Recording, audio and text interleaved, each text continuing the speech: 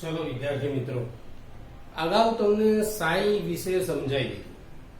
हवे परमाणु कक्षकोना रैखिक संगठन द्वारा आणवीय कक्षकनी रचना बहु कई कामनो मुद्दो नथी, पण प्रश्न छे अने कोक वार पूछाय पण छे, એટલે સમજી લઈએ। જો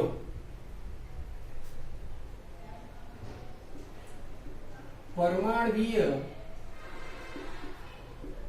कक्षकोने तरंग यंत्र शास्त्र मुजब तरंग विधेय जे આગળ તમને સમજાવ્યું એ तरंग विधेय साइन द्वारा दर्शावी शकाय। आ पहलो मुद्दो।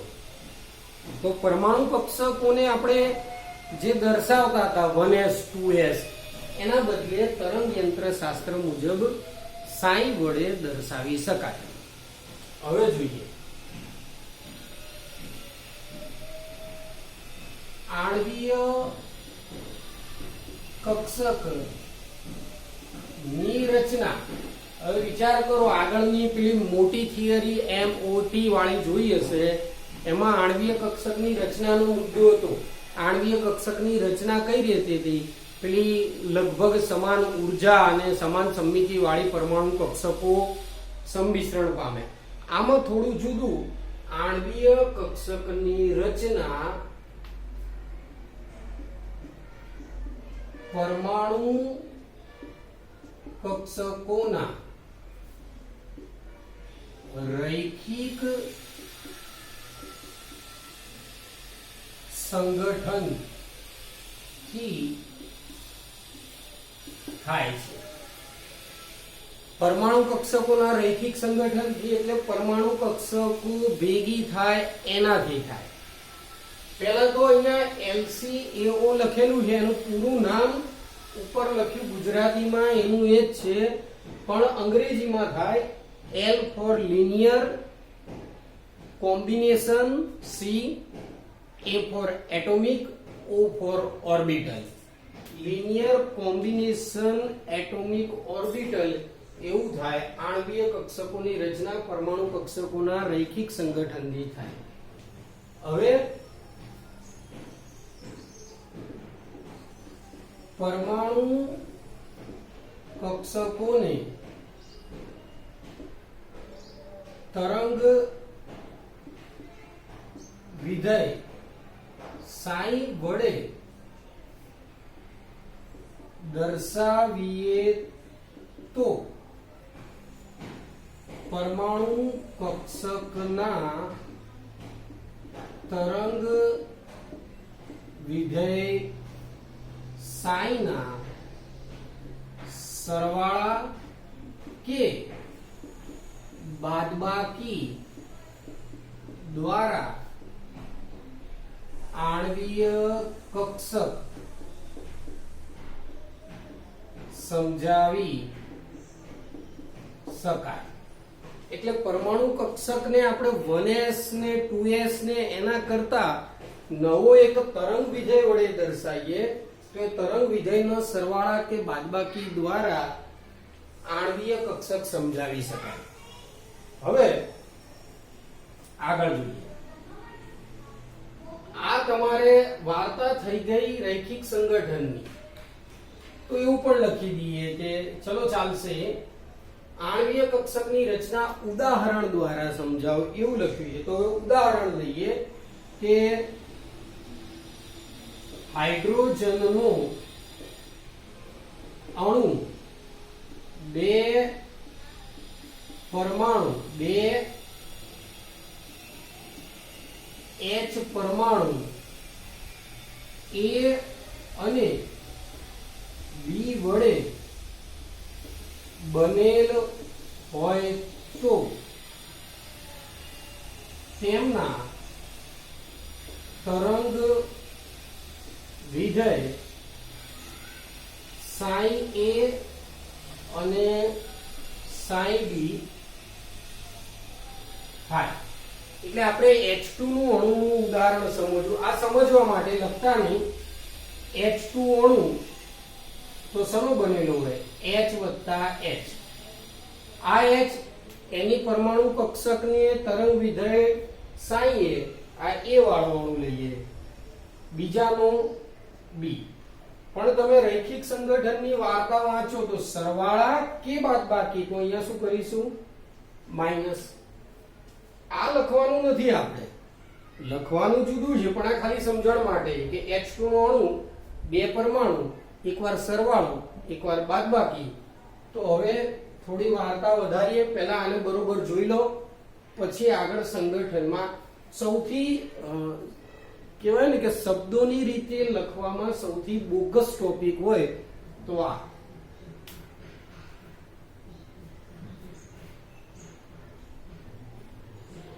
ચલો હવે અણુ માટે આગળ આ જ વસ્તુને આપણે આ રીતે દર્શાવાય કે આણ્વીય કક્ષક માટે, આણ્વીય કક્ષકને અંગ્રેજીમાં MO કહેવાય. તો સાઈ MO બરાબર સાઈ A વત્તા અથવા ઓછા સાઈ B થાય.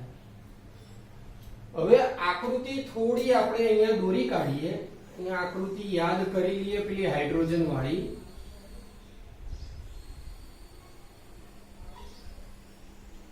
અને તમારે દોરવાની પણ છે આ પ્રશ્નમાં. ચલો અહીંયા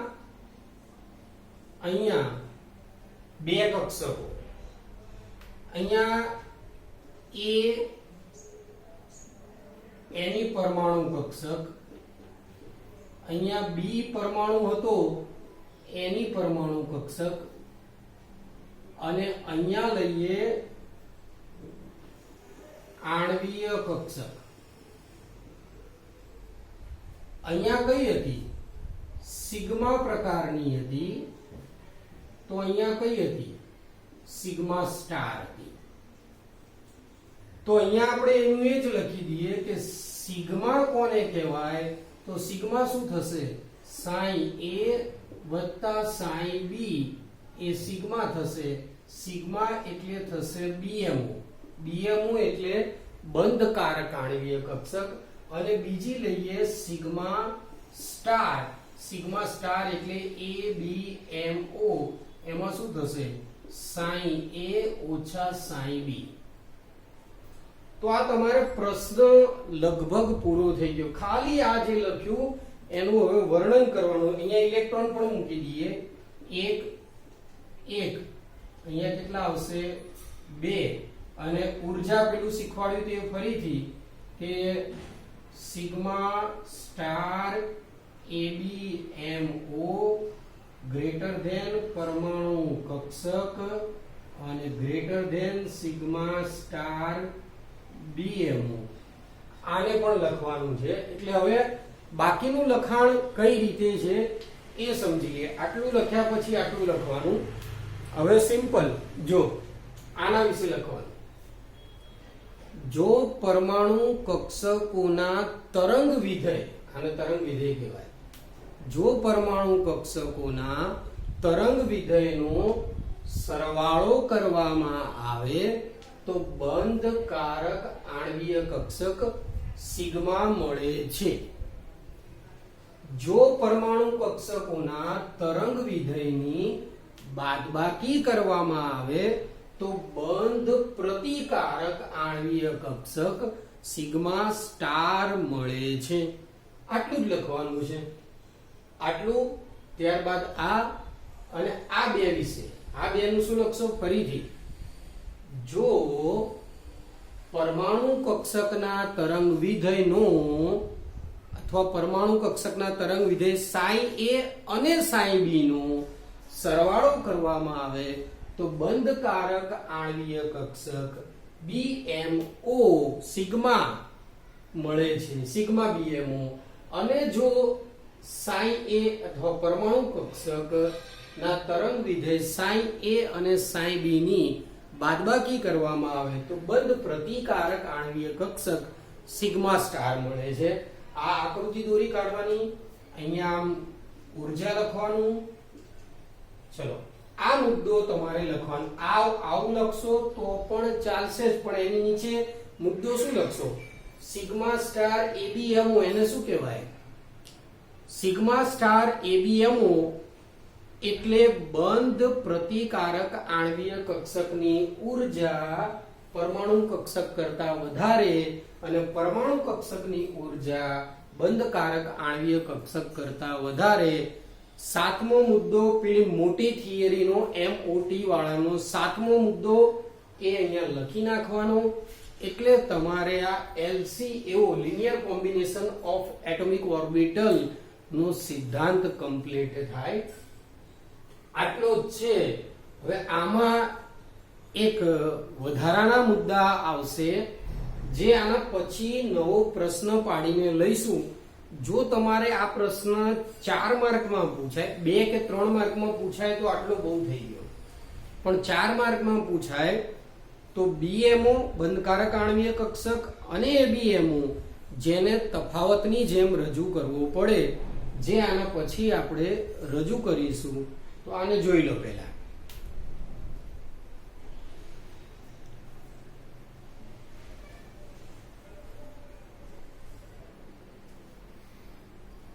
ચલો હવે આની સાથે જે મુદ્દો તમને કહેવાનો હતો એ કે ભાઈ BMO અને ABMO બંને વચ્ચેનો તફાવત લેવાનો છે. BMO એટલે તમને ખબર જ હશે બંધકારક આણ્વીય કક્ષક, ABMO એટલે બંધ પ્રતિકારક આણ્વીય કક્ષક. પહેલો મુદ્દો સરવાળા બાદબાકી એવું નહીં લખવાનું, પણ એના ઉપરથી મુદ્દો યાદ રહે.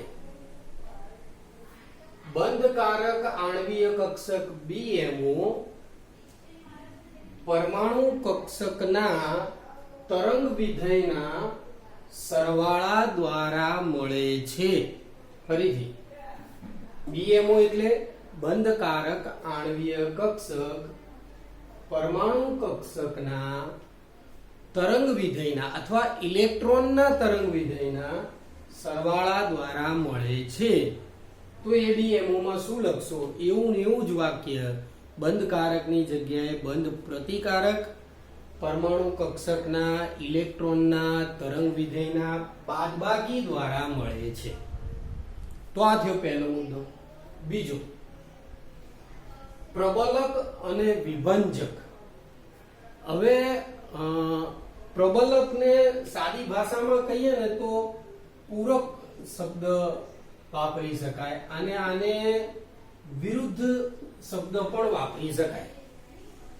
તો જો ફરીથી અહીંથી સ્ટાર્ટ કરીએ. પરમાણુ કક્ષકના ઇલેક્ટ્રોનના તરંગ એકબીજા સાથે પ્રબલક હોય છે, એકબીજાના પૂરક હોય છે. ક્યાં? BMO માં. એટલે આના માટે એક યાદ કરી લઈએ બીજું વાક્ય, તો આનું તમારે થઈ જશે. જો બંધકારક આણ્વીય કક્ષકમાં પરમાણુ કક્ષકના ઇલેક્ટ્રોનના તરંગ, પરમાણુ કક્ષકના ઇલેક્ટ્રોનના તરંગ અથવા તરંગ વિધેય જે લખવું હોય, ઇલેક્ટ્રોનના તરંગ એકબીજા સાથે પ્રબલક હોય છે. તો સામે પેલામાં શું લખવાનું? એકબીજાથી વિભંજક વિરુદ્ધ હોય છે. પ્રબલકનો અર્થ ભેગા થવું ને પેલામાં એકબીજાને રદ કરવા, એ રીતની બાબત આવે. તો બે મુદ્દા થયા. ત્રીજો, બંધકારક આણ્વીય કક્ષકમાં ઇલેક્ટ્રોનની ઘનતા અથવા ઇલેક્ટ્રોનનો સમુદાય, ઇલેક્ટ્રોનનો જથ્થો પરમાણુ કેન્દ્રોની વચ્ચે ગોઠવાયેલા હોય. ઇલેક્ટ્રોનની ઘનતા એટલે ઇલેક્ટ્રોન બે પરમાણુ કેન્દ્રોની વચ્ચે ગોઠવાયેલા હોય, જ્યારે બંધ પ્રતિકારક આણ્વીય કક્ષકમાં ઇલેક્ટ્રોન ઘનતા અથવા ઇલેક્ટ્રોન એકબીજાથી દૂર ગોઠવાયેલા હોય. તો આ રીતે હવે અહીંથી આ મુદ્દો લઈ લઈએ તો અહીંયા પહોંચી જઈએ. એમાં એકબીજાથી દૂર એટલે ધારો કે બે પરમાણુ કેન્દ્રો, અહીંયા ક્યાં ઇલેક્ટ્રોન ના હોય, દૂર એટલે છે કે અહીંયા ઉપરની સાઈડ હોય અથવા નીચેની સાઈડ હોય ઇલેક્ટ્રોન, તો વચ્ચે શું હોય, કેન્દ્રની વચ્ચે શું હોય, તો કંઈ ના હોય. કંઈ ના હોય એટલે ખાલી જગ્યા, અને ખાલી જગ્યા વાળા ભાગને કહેવાય નોડલ સમતલ કહેવાય. તો ત્રીજો મુદ્દો ફરીથી કે BMO એટલે બંધકારક આણ્વીય કક્ષકમાં ઇલેક્ટ્રોનની ઘનતા અથવા ઇલેક્ટ્રોન કેન્દ્રની વચ્ચે ગોઠવાયેલા હોય, બે પરમાણુ કેન્દ્રની વચ્ચે હોય, આમાં દૂર હોય. ચલો આમાં અપાકર્ષણ BMO બંધકારક આણ્વીય કક્ષકમાં કેન્દ્રો વચ્ચે, પરમાણુ કેન્દ્રો વચ્ચે અપાકર્ષણ ઓછું હોય, પેલામાં અપાકર્ષણ વધારે હોય. ત્રીજું, બંધકારક આણ્વીય કક્ષકો પ્રમાણમાં સ્થાયી હોય છે, આ પ્રમાણમાં ઓછી સ્થાયી હોય છે.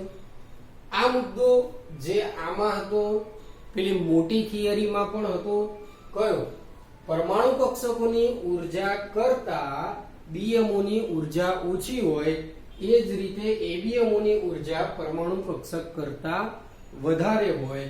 તો આ નોડલ સમતલની કદાચ અલગથી વ્યાખ્યા લખવી હોય તો આ રીતે લખી શકાય કે જ્યાં ઇલેક્ટ્રોન મળી આવવાની સંભાવના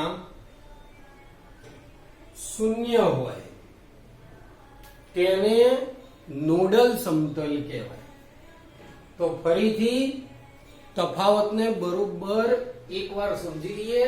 પહેલો મુદ્દો, પરમાણુ કક્ષકના તરંગ વિધેયના સરવાળાથી બંધકારક આણ્વીય કક્ષક રચાય, બાદબાકીથી અબંધકારક રચાય. પરમાણુ કેન્દ્રોના ઇલેક્ટ્રોનના તરંગ વિધેયનું પ્રબલક પૂરક BMO માં થાય, વિભંજક વિરુદ્ધ દૂર ABMO માં થાય. પરમાણુ કેન્દ્રોની વચ્ચે ઇલેક્ટ્રોનની ઘનતા એટલે ઇલેક્ટ્રોનની ઘનતા પરમાણુ કેન્દ્રની વચ્ચે આવેલી હોય, રહેલી હોય, ત્યાં જ હોય, આમાં ઇલેક્ટ્રોનની ઘનતા પરમાણુ કેન્દ્રોથી દૂર હોય. આમાં પરમાણુ કેન્દ્રોની કક્ષ અથવા પરમાણુ કક્ષકો વચ્ચે અપાકર્ષણ ઓછું હોય BMO, આમાં વધારે હોય. BMO આણ્વીય કક્ષક પ્રમાણમાં વધુ સ્થાયી હોય, ABMO આણ્વીય કક્ષક ઓછી સ્થાયી હોય. ઉર્જા એ તમને ખબર છે, નોડલ સમતલ વિશે છેલ્લો મુદ્દો લખવો હોય તો લખી દેવાનો. તો આને આની સાથે જોઈન્ટ કરી લો તો LCAO સિદ્ધાંત મોટો થઈ જાય, અને અલગથી ભાગ પાડો તો BMO અને ABMO નો તફાવત થઈ જાય.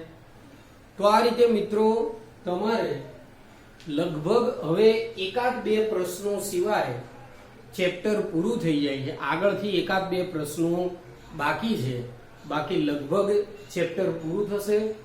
સ્વાધ્યાયના પ્રશ્નોની PDF તમને એવું હશે તો બનાવીને મોકલી દઈશું. જે પ્રશ્નમાં જે ડિફિકલ્ટી હોય એ તમારે જાણ કરી દેવી. બાકી લગભગ બધા જ ટોપિકો આવરી લીધા છે.